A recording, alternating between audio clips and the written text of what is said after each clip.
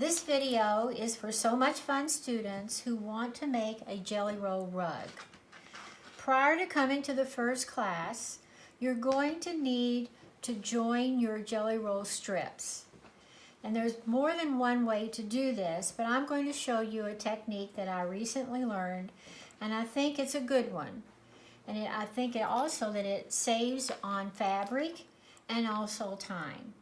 So you lay out your 2 strips, and before I continue, you can always change the sequence of how your strips are in the jelly roll. If you don't want it to be just the way it comes off the jelly roll, that's your choice and you can change it.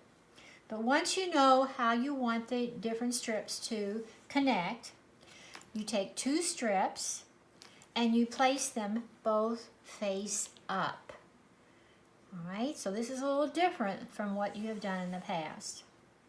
So both strips are faced up, and then I'm using a 4.5-inch template, triangle template, and I lay it down on the mat on the line below my strip, and I'm going to cut my 45-degree angle.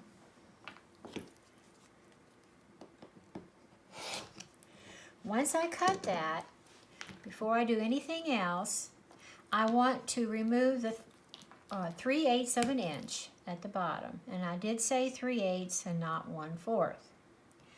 So I'm going to trim that off. And once that's trimmed, I take the top piece and I place it face down on the bottom. And they line up so that you don't have to draw a line, you don't have to eyeball it or anything. You can just sew your 1/4 inch seam along this edge.